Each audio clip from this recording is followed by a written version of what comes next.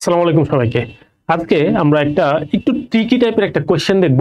কোশ্চেনটা অ্যান্সার করার সিস্টেম হবে এরকম, আমি কোশ্চেনটা দেখানোর পরে তোমরা 35 থেকে 40 সেকেন্ডের জন্য ভিডিওটা পজ করে রাখবা, পজ করে এটা উত্তর করার চেষ্টা করবা। ওকে, তারপরে 35 থেকে 40 সেকেন্ড পরে বা উত্তর করার পরে তখন ভিডিওটা আবার কন্টিনিউ করবো দেখার। ওকে, ব্যাখ্যাটা।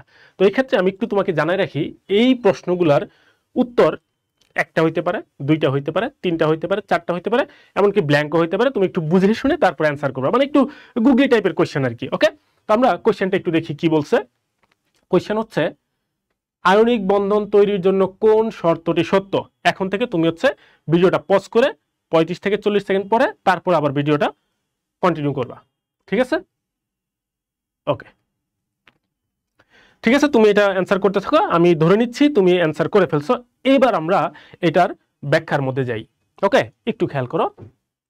আমরা কি জানি?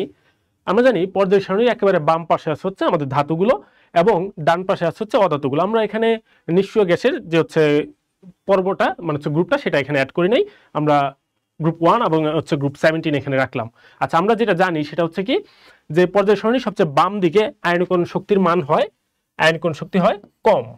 ওকে, এরপরে আমরা যখন পর্যায় সারণীর বাম থেকে যত ডান দিকে যেতে থাকি আয়নীকরণ শক্তির মান আস্তে আস্তে বাড়তে থাকে, তাই না? আচ্ছা, তার মানে যেটা দাঁড়াচ্ছে যে ধাতুগুলোর আয়নীকরণ শক্তি হবে কম। ওকে, তো সেই হিসেবে অধাতুগুলোর আয়নীকরণ শক্তির মান হবে বেশি, তাই না? এতটুকু তো আমরা জানি। ওকে, এটা আমরা জানি।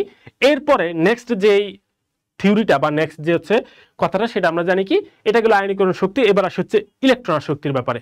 তো ইলেকট্রন শক্তির নরমালি জিনিসটা কি? ইলেকট্রন শক্তি বলতে আমি যেভাবে সহজভাবে বুঝি সেটা হচ্ছে কি, আসক্তি মানে টান। কার প্রতি টান? ইলেকট্রনের প্রতি টান। ওকে, তো ইলেকট্রন শক্তি কিরকম হয়?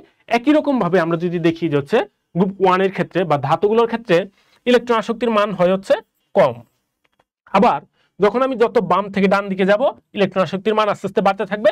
তো গ্রুপ 17 এর ক্ষেত্রে আবার ইলেকট্রন শক্তির মান হবে বেশি, তাই না? এই জিনিসগুলো তো আমরা জানি। ওকে, এবার আমরা কোশ্চেনের যে আমাদের যে অপশনগুলো ছিল সেগুলোর মধ্যে একটু আসি, একটু খেয়াল করো কি বলছো এখানে। আয়নিক বন্ধন তৈরির জন্য কোন শর্তটি সত্য? আচ্ছা, এবার আমরা অপশনের মধ্যে আসি।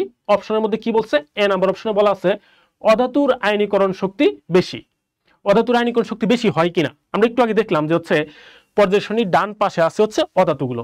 তো অধাতুর আয়নীকরণ শক্তি বেশি, তো স্বাভাবিকভাবে আমরা কি জানি, পর্যায় সারণীর বাম থেকে ডান দিকে আয়নীকরণ শক্তির মান বেশি হয়, তার মানে অধাতুর আয়নীকরণ শক্তি বেশি হয়। ওকে, এতটুকু সত্য। আমরা পরবর্তীতে বলবো যে আসলে অ্যান্সার কোনটা। আমরা আগে অপশনগুলো একটু অ্যানালাইসিস করি, তারপরে আসি বি নাম্বার অপশনে কি বলছে, ধাতুর আয়নীকরণ শক্তি কম হয়। ধাতুগুলো পর্যায় সারণীর বাম পাশে অবস্থিত, তার মানে ধাতুর আয়নীকরণ শক্তি কম হবে, এটাই স্বাভাবিক। তার মানে ধাতুর আয়নীকরণ শক্তি কম, এই কথাটাও কি সত্য। এরপর আসে অধাতুর ইলেকট্রন শক্তি বেশি। আবার একই কথা, সেম জিনিস যে অধাতুগুলো কোন পাশে আছে? অধাতুগুলো আছে পর্যায় সারণীর ডান দিকে, এবং ডান দিকে ইলেকট্রন শক্তি কি হবে? বেশি হবে। তার মানে অধাতুর যে ইলেকট্রন শক্তি বেশি, এই কথাটাও সত্য। ওকে, এরপরে আসি ধাতুর ইলেকট্রন শক্তি কম।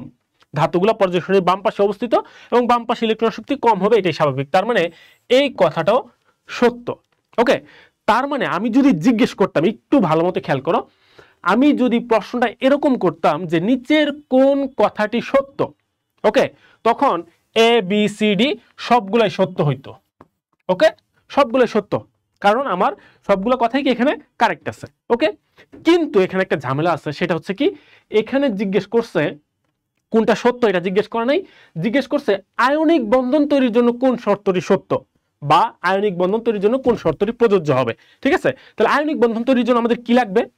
আয়নিক বন্ধন তৈরির জন্য আমরা জানি এরকম করতে হয় যে আয়নিক বন্ধন তৈরির সময় ধাতুগুলোর ক্ষেত্রে ইলেকট্রন ত্যাগ করতে হয়। ওকে, ধাতু ইলেকট্রন ত্যাগ করবে, এবং ধাতু ইলেকট্রন ত্যাগ করার জন্য কি দরকার? ধাতু ইলেকট্রন ত্যাগ করার জন্য আয়নীকরণ শক্তি দরকার। এবং কেমন আয়নীকরণ শক্তি দরকার? আমরা জানি আয়নীকরণ শক্তি যদি কম হয় তখন এই ধাতুগুলো সহজে ইলেকট্রন ত্যাগ করতে পারবে। ওকে, তার মানে ধাতুর আয়নীকরণ শক্তি হইতে হবে কম। ওকে, ধাতুর আয়নীকরণ শক্তি কম হইতে হবে, তখন সে কি করবে? সে সহজে ইলেকট্রন ত্যাগ করতে পারবে। একটা পয়েন্ট গেল, তো সে ইলেকট্রন ত্যাগ করলো, তখন এই ইলেকট্রনটাকে আমাদের অধাতু যারা আছে, আমি হিসাবের সুবিধার জন্য আমি হচ্ছে গ্রুপ 17টা হিসেব করলাম। তাহলে গ্রুপ 17-এর কেউ একজন তখন কি করতে হবে, এই ইলেকট্রনটা গ্রহণ করতে হবে। তার মানে ইলেকট্রনের প্রতি তার টান কাজ করতে হবে বা আসক্তি কাজ করতে হবে। ওকে, এবং এই আসক্তিটা যত বেশি হবে সে তত সহজে এই ইলেকট্রনটাকে গ্রহণ করতে পারবে। তার মানে এখন ইলেকট্রন আসক্তি কেমন হইতে হবে, অধাতুর ইলেকট্রন আসক্তি হইতে হবে বেশি, তাই না? কারণ তখনই কি করবে, সেই ইলেকট্রনটার প্রতি একটু বেশি টান ফিল করবে, আকর্ষণ ফিল করবে, এবং ইলেকট্রনটাকে সে কি করবে, গ্রহণ করে ফেলবে। যেরকম ভাবে আমরা যদি দেখি যে সোডিয়াম কি করে, সোডিয়াম সহজে ইলেকট্রন ত্যাগ করে ফেলতে পারে, কারণ সোডিয়ামের ইলেকট্রন মানে আয়নীকরণ শক্তি কম। আর ওইদিকে আমরা যদি সহজভাবে কমন একটা এক্সাম্পল নেই, ক্লোরিনের ইলেকট্রন শক্তি বেশি হওয়ার কারণে ক্লোরিন কি করবে, এই ইলেকট্রনটাকে খুব সহজে সে কি গ্রহণ করে ফেলবে। তো গ্রহণ করে এরকম হয়ে যাবে, আলটিমেট রেজাল্ট কি হয়ে যাবে, আলটিমেট রেজাল্ট আমরা জানি যে হচ্ছে সোডিয়াম এবং হচ্ছে ক্লোরিন একসাথে হয়ে সোডিয়াম ক্লোরাইড তৈরি করে ফেলবে। ওকে, তার মানে এখানে খেয়াল করো তো, আমার দুইটা পয়েন্ট শুধু লাগছে আয়নিক বন্ধন তৈরির জন্য, আমার দুইটা পয়েন্ট শুধু কাজে লাগছে। একটা কি, একটা হচ্ছে ধাতুগুলোর আয়নীকরণ শক্তি কি হওয়া লাগবে, কম হওয়া লাগবে, এই পয়েন্টটা আমার কাজে লাগছে। আরেকটা হচ্ছে অধাতুগুলোর ইলেকট্রন আসক্তি কেমন হওয়া লাগবে, ইলেকট্রন আসক্তি বেশি হওয়া লাগবে, এই পয়েন্টটা আমাদের কাজে লাগছে। ওকে, তার মানে আমি যদি এখানে দেখি যে অধাতুর আয়নীকরণ শক্তি বেশি, ওকে, অধাতুর আয়নীকরণ শক্তি বেশি, আমি জানি এটা কারেক্ট, কিন্তু আয়নিক বন্ধন তৈরির সময় অধাতুর এই যে বেশি আয়নীকরণ শক্তি, এটা আমার কোনো কাজে আসে না, এটা আমার দরকার নাই, কারণ অধাতু তো এখানে ইলেকট্রন ত্যাগ করবে না, তাহলে তার আয়নীকরণ শক্তি কেমন এটা আমার দেখার কি দরকার নাই। ওকে, কিন্তু আমার কাজে লাগতেছে কোনটা, ধাতুর আয়নীকরণ শক্তি কম হওয়া লাগবে, এক্স্যাক্টলি, তাহলে হচ্ছে আমার এই পয়েন্টটা আমার দরকার। ওকে, এরপরে নেক্সট অপশনে আসি, অধাতুর ইলেকট্রন শক্তি বেশি, অধাতুর ইলেকট্রন শক্তি বেশি হওয়া লাগবে, একটু আগে আমরা দেখলাম যে কারণ কি, সেই ইলেকট্রনটাকে সহজে গ্রহণ করতে হবে, তার মানে অধাতুর যে ইলেকট্রন শক্তি বেশি এইটা আমার এখানে কাজে লাগতেছে। ওকে, আর 4 নম্বর অপশন যেটা দেয়া আছে, ধাতুর ইলেকট্রন শক্তি কম, ধাতুর ইলেকট্রন শক্তি কম আমি জানি, কিন্তু আয়নিক বন্ধন তৈরির সময় আমার ধাতুর ইলেকট্রন শক্তির কোনো কাজ এখানে লাগতেছে না, তার মানে এই পয়েন্টটা আমার কি আয়নিক বন্ধন তৈরির সময় দরকার নাই।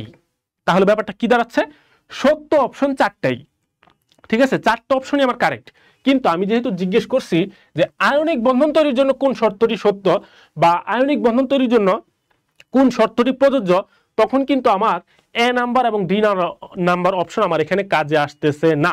তো সেই ক্ষেত্রে আমার আয়নিক বন্ধন তৈরির জন্য শর্ত প্রযোজ্য হবে শুধুমাত্র বি নাম্বার এবং সি নাম্বার। এবার তুমি দেখো যে হচ্ছে তুমি যেটা অ্যান্সার করছিলে সেটার সাথে এটা মিললো কিনা। ওকে, তো যেটা বলছিলাম কোশ্চেন করার মানে অ্যান্সার করার সিস্টেমটা হবে, তুমি কোশ্চেনটা দেখার আগেই মানে কোশ্চেনটা দেখার সাথে সাথে তুমি হচ্ছে ভিডিও পজ করে 35 থেকে 40 সেকেন্ড সময় নিয়ে অ্যান্সার করবা, তারপরে তুমি হচ্ছে এক্সপ্লেনেশনটা দেখবা, এরপর তুমি মিলিয়ে দেখবা যে হচ্ছে আমি কি ধোঁকা খেয়ে গেছি নাকি সঠিক অ্যান্সার করতে পারছি। ওকে, তো এরকম ভিডিও সামনে আরো আসবে, তোমাদের যে হচ্ছে ট্রিকি কোশ্চেনগুলো বা হচ্ছে গুগলি টাইপের কোশ্চেনগুলো সেগুলো আমরা ইনশাল্লাহ দেখানোর চেষ্টা করব। ওকে, তো এটা অ্যান্সার করতে পারছো কিনা বা কেমন লাগছে এটা হচ্ছে কমেন্টে জানাই দিও। সবার জন্য শুভকামনা থাকলো, আল্লাহ হাফেজ।